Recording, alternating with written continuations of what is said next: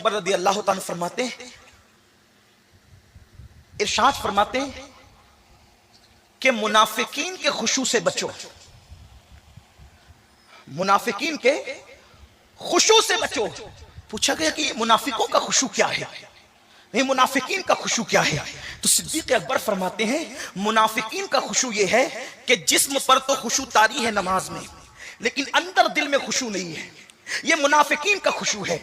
और मोमिनीन का खुशू ये है कि दिल भी खुदा से लरज रहा है और बदन भी खुदा के खौफ से लरज रहा है। ये मोमिनीन का खुशू है और ऐसी नमाजें अल्लाह के कुर्ब तक पहुंचाती है। इसलिए आज लोग, बहुत सारे लोग शिकायत करते हैं कि सैयद साहब मेरी नमाज में वसवसे बहुत आते हैं, जहन एक तरफ नहीं रहता। आसान तरीका बताता हूं, अल्लाह अकबर से लेकर अस्सलामु अलैकुम व रहमतुल्लाह तक पूरी नमाज का तर्जुमा याद कर लो, यानी जो नमाज में कह रहे हो उसको समझने की कोशिश करो कि कहते क्या हो। अल्लाह अकबर का मतलब है अल्लाह सबसे बड़ा है। इस तरह पूरी नमाज याद कर लो, तो जब तुम नमाज का तर्जुमा याद कर लोगे तो अरबी में पढ़ोगे तो उर्दू दिमाग में घूमता रहेगा, और जब दिमाग में घूमता रहेगा तो उतना आपके दिल के अंदर खुशू पैदा होती रहेगी। और फिर मेरे आका अलैहिस्सलाम ने फरमाया, बुखारी शरीफ की हदीस है, मुसलमानों जब कोई मोमिन नमाज पढ़ता है तो वो कितने बुलंद मर्तबे पर फाइज हो जाता है। अफसोस लोगों को कोई वकील बुलाए, डॉक्टर बुलाए, इंजीनियर बुलाए, वजीर बुलाए, अमीर बुलाए तो लोग कहते हैं फलां ने बुलाया, फलां ने बुलाया, फलां ने बुलाया, अपने पास बिठाया, मुझसे बातें की। बुखारी शरीफ की हदीस है, अल्लाह के रसूल सल्लल्लाहु अलैहि वसल्लम फरमाते हैं जब तुम नमाज में रहते हो तो काबे और तुम्हारे दरमियान तुम्हारा खुदा रहता है। हुजूर फरमाते हैं काबे और तुम्हारे दरमियान वो अल्लाह जो जहद से पाक है, वो अल्लाह जो समत से पाक है, वो अल्लाह जो आने जाने से पाक है, वो अल्लाह जो ज़मान और मकान से पाक है। मेरे नबी ने फरमाया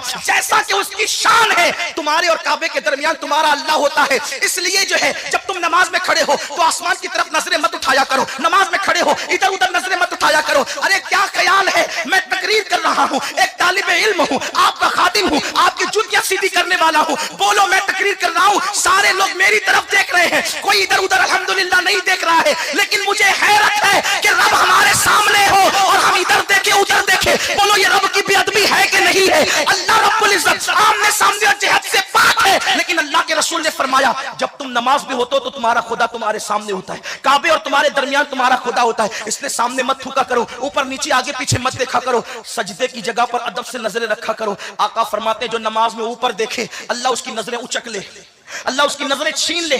जो नमाज में इधर उधर देखता है नमाज की बरकतों से महरूम कर दिया जाता है। इसलिए नमाज में सजदेगाह पर नजर हो और कम से कम ये तसव्वुर हो कि अल्लाह हमें देख रहा है। कम से कम, ये कम से कम की बात है, कम से कम अल्लाह देख रहा है। और ज्यादा से ज्यादा वो तो आरिफीन जानते, सालिहीन जानते हैं, लेकिन इससे बड़ी मंजिल है अंता अबुदल्लाह कअन्नका तरा फ़इन लम तकुन तरा फ़इन्नहु यराक। ऐसे इबादत कर गोया तू खुदा को देख रहा है। गोया, तवज्जे, ये हुजूर का फरमान है, हदीस सही है, हदीस जिब्रील बुखारी शरीफ में है। क्या? गोया तू खुदा को देख रहा है। इसका मतलब यह है कि नमाज में खुदा दिखता है तभी तो गोया तू देख रहा है। दुनिया में आंखों, सर की आंखों से तो कोई उसको नहीं देख सकता, लेकिन कुदरत ने दिल की आंखें ऐसी दी है कि जिसमें खुदा नजर आता है। इसीलिए तो कहा ना कि कान नका तरा, हालांकि कान नका की कैद है, बल्कि सूफिया तो फरमाते हैं जब इससे ऊपर की मंजिल मिलती है तो कान नका की कैद हट जाती है और यार का जलवा बेनकाब होता है। राबिया बसरी कहती है अल्लाह अकबर कहने के बाद सना उस वक्त तक पड़ती नहीं जब तक यार अल्लाह अकबर को कबूल नहीं कर लेता। सजदा करके उस वक्त तक सजदे से सर उठाती नहीं जब तक कि सुभान रब्बियल आला कह के रब्बे आला का जलवा नहीं देख लेती। एक औरत का ये हौसला है, एक औरत का ये हौसला है। हम कहां हैं? लेकिन बात इतनी है कि जब तक नशे में हो ना आदमी तो बीवी सामने हो तो भी नहीं पहचानता, बच्चा सामने हो तो भी नहीं पहचानता। ध्यान देने मेरी बात पर, कोई मुश्किल तो नहीं कर रहा हूं, आसान ही कर रहा हूं। नशे में हो, सामने जो नहीं पहचानता, नशा उतरे तो पहचाने। पता चला यार को पहचानने के लिए नशे से बाहर निकलना जरूरी है। अरे जिसे शराब और कुत्ता गोली का नशा हो उसको यार नजर नहीं आता, तो जिसको दुनिया का नशा हो उसको यार कैसे नजर आ सकता है? अगर उसका मुशाहिदा करना है तो अना के नशे से निकलना होगा, उसका मुशाहिदा करना है तो तकब्बुर के नशे से निकलना होगा, उसका मुशाहिदा करना है तो दुनिया के नशे से निकलना होगा, अगर उसका मुशाहिदा करना है तो दुनिया के गुनाहों के नशे से निकलना होगा। लोग नशे में डूबे हुए, शराबी के नशे को तो सब बुरा समझते हैं, अपने गुनाहों के नशे को हम कब बुरा समझेंगे? जरा कोई उससे भी तो बाहर निकले, जरा कोई उससे भी तो बाहर निकले और फिर यार की मोहब्बत के नशे की तरफ आए, तब पता चलेगा कि तेरी पैदाइश का मकसद क्या है। हमारे आकाओं ने खुशू से नमाजें पढ़ी। इसीलिए अल्लाह के हबीब अलैहिस्सलाम के बारे में अम्मा आयशा कहती है, जब हुजूर नमाज पढ़ते थे तो इतनी खुशू के साथ पढ़ते थे कि अल्लाह के हबीब अलैहिस्सलाम के सीने से ऐसी आवाज उठती थी जैसे चूल्हे पे रखी हुई हांडी से आवाज निकलती है। बल्कि अजान के बाद हुजूर की कैफियत ये होती थी कि हुजूर हमको जैसे पहचानते ही नहीं हो। अजान के बाद आका की कैफियत ये थी जैसे पहचानते ही नहीं हो। इमाम ज़ैनुल आबिदीन सैयद सज्जाद बीमार करबला मजलूम करबला इमामुल आबिदीन इमामुल अइम्मा सैयदना इमाम ज़ैनुल आबिदीन अली इब्ने हुसैन जब वुजू करते तो आपका चेहरा ऐसे पीला हो जाता जैसे किसी ने खून निचोड़ लिया हो। लोग कहते हैं आपका चेहरा पीला कैसे हो जाता है? फरमाते हैं तुम्हें पता नहीं वुजू के बाद किसकी चौखट पे खड़े होने जा रहा हूं, किसके दर पे खड़े होने जा रहा हूं। नमाज पढ़ने वाला खुदा से हम कलाम होता है, खुदा से बात करता है। लोगों को नमाज की अहमियत क्या पता, लेकिन कोई खुशू के साथ पढ़ कर तो देखे। तो कुरान कहता है पहली बात, पहली सिफत मोमिन की कि वो खुशू से नमाज पढ़ता है। हजरत उर्वा बिन जुबैर जिस्म में नासूर हो गया, ऐसा खतरनाक नासूर हुआ कि बहुत दर्द से तड़पते थे। लोगों ने कहा कि इसको काटे कैसे, तो कहा जब वो नमाज पढ़ेंगे तब काटेंगे। हालत नमाज में वो उज़्व काट लिया गया। हजरत उर्वा को खबर भी नहीं हुई। और मौलाए कायनात की नमाज तो बड़ी मशहूर है कि वो तीर निकालने वाला वाकया हालत नमाज में। सैयदना दाऊद ताई नमाज में है, आग लग गई है घर में, पूरा मोहल्ला चिल्ला रहा है निकलो निकलो निकलो, और वो नमाज में है। आग बुझ गई, नमाज पूरी की, सलाम फेरा का, ये भीड़ काहे की है? हजरत दाऊद ताई इमाम आजम के शागिर्द हैं, अपने वक्त के बहुत बड़े सूफी वली बुजुर्ग हैं। फरमाते हैं भीड़ काय की है, ये धुआं काय का है?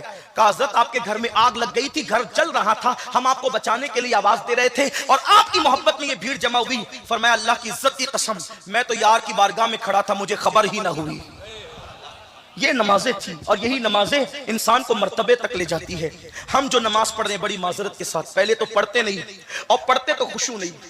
सुभान रब्बियल आला कह रहे, पता नहीं कि रब्बे आला की शान भी क्या है, मालूम ही नहीं है कि सुभान रब्बियल आला का मतलब क्या है। अल्हम्दुलिल्लाह रब्बिल आलमीन पढ़ रहे, पता ही नहीं कि अल्हम्दुलिल्लाह रब्बिल आलमीन का मतलब क्या है। जो कह रहे हो खुदा की बारगाह में वो नहीं समझते। बहुत प्यारी सी बात मेरे कायद ने, हुजूर किबला अमीर सुन्नी दावत इस्लामी ने मुझे बताई थी। बहुत खास बात हजरत ने फरमाई थी कि यूरोप के किसी मुल्क में चंद मुसलमानों से किसी एक यहूदी का राब्ता हो गया। मुसलमान उसको मस्जिद के अंदर लेकर के आए। उसने कहा कि जरा हम भी मस्जिद में देखें कि क्या होता है। वो आया मस्जिद में तो नमाज हो रही थी और मुसलमानों की नमाज तो सुभान अल्लाह, बड़े से बड़ा मगरूर भी अल्लाह अकबर के नाम पर झुक जाता है। हमारा निजाम है, बहुत प्यारा निजाम है। मुसलमान लाखों की तादाद में भी हो तो अकामत के वक्त सब बगैर किसी के ऐलान के सफ में खड़े हो जाते हैं।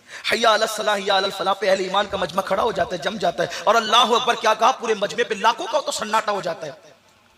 अगर इस मजमे को आप अपनी माथे की आंखों से देखना चाहते हैं तो मैं कुछ किताबों की बात नहीं करता, आपको दावत देता हूं। 10-11 नवंबर को मुंबई में आ जाइए, 10-11 को मुंबई में आइए। लाखों का मजमा होता है, स्टेज से आखिरी बंदा नजर नहीं आता, वहां से स्टेज नजर नहीं आता, लेकिन एक बंदा क्या अल्लाह अकबर कह देता है, लाखों के मजमे पे सन्नाटा थारी हो जाता है। आप इसका मुशाहिदा करने के लिए आइए। बोलो आएंगे कि नहीं? कितने लोग आएंगे जरा बताएं तो सही। इससे फायदा भी होगा, मुशाहिदा भी होगा उस मजमे का और अल्लाह वालों के दीदार भी होंगे इंशाअल्लाह। तो नमाज का निजाम देखकर वो यहूदी बड़ा मुतासिर हुआ। इमाम ने किरत की, कुरान पढ़ा, अल्लाह अकबर का, समी अल्लाहु लिमन हमीदा का, सबका। जब नमाज से फारिग हुआ तो उसने पूछा कि ये इमाम साहब क्या कह रहे थे, क्या पढ़ रहे थे? उन्होंने कहा हमको नहीं पता, शायद हमारे इमाम को पता हो कि वो क्या पढ़ रहे थे। शायद बेचारे इमाम साहब भी मेरी तरह कुछ रहे थे। जब उनके पास पहुंचे तो आप क्या पढ़े थे? कहा मुझे भी नहीं पता। तो उस यहूदी ने बड़ी हसरत के साथ कहा कि मुझे हैरत है, जो कौम अपने अल्लाह को कहती है उसको पता नहीं कि वो कहती क्या है। नमाज में अल्लाह से जो कहते हैं उनको खुद को पता नहीं कि वो कहते क्या है। ये कौम मुस्लिम का हाल है, ये कौम मुस्लिम का हाल है। अगर किसी गाने के अंदर किसी अजनबी जबान के अल्फाज इस्तेमाल हो गए हैं तो उसकी डीप में जाकर माना मालूम करते हैं, लेकिन कभी मालूम भी किया कि हम नमाज में अल्लाह से कहते क्या है?